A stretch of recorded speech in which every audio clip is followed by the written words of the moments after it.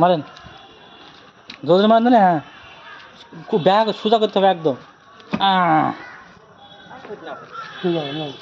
ব্যাস, এবার এই কল থেকে দুটো ইট মার। ইট নাই, ছোট ছোট ছোট ছোট ইট হলে ভালো তো।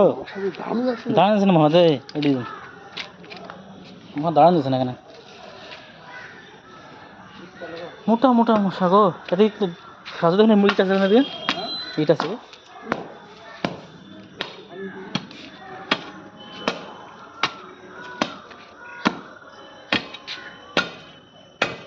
ব্যাস, ভালো করে মারতে হবে একদম। হ্যাঁ,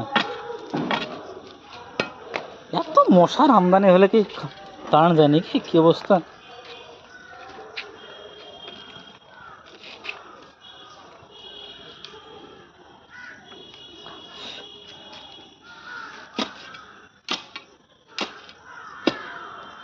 একটা আবলা নাই দিকে একটু থাকার কথা, ওই কোনাতে থাকতে পারে।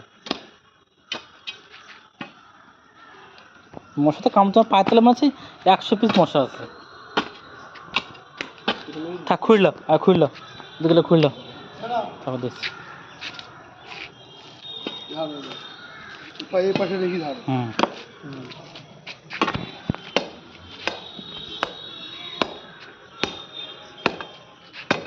এই তো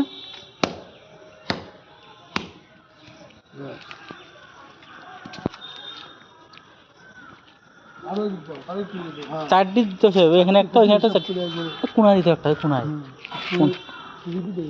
এগুলো হ্যাঁ এদিকে রাখেন, বাড়িতে লাগালে নিয়ে যায় না। ধরুন পারবো তো, কিন্তু মুখ। হ্যাঁ,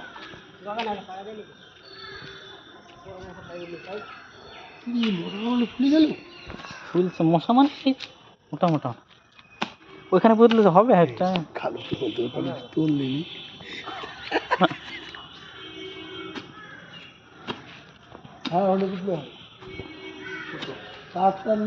ওই দেখেন ওইটা, ওই ওইটা ওইটা দেখেন।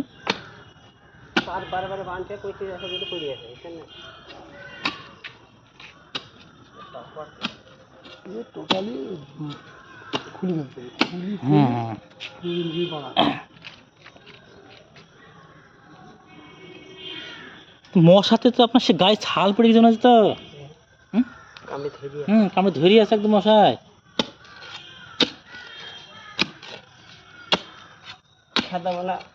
শুনো ইয়ে রাজুদা, এ কাজও সুন্দরের কাজ, বুঝতে পেরেছ? হ্যাঁ, সারাদিন কাজ করি, মাল খরচের জন্য মশা মানে পায়ে জমি গেছে পায়ে। নোংরা জড়িয়ে হলো, এখানে খুবই মশা, খুব মশা। তোমাদের কাজ তো খেলার সময় মশা লাগে না? না, ওদিকে মশা লাগে, এইখানে মশা লাগে, ওইখানে যায় না। এখানে মশা লাগে। হ্যাঁ, ও যা আছে চাপে যাও, ওখানে ভালো করে খুঁড়ি। আর সামনে করা যাবে না আপনি? না ঠিক আছে, এখানে একটা মারবে।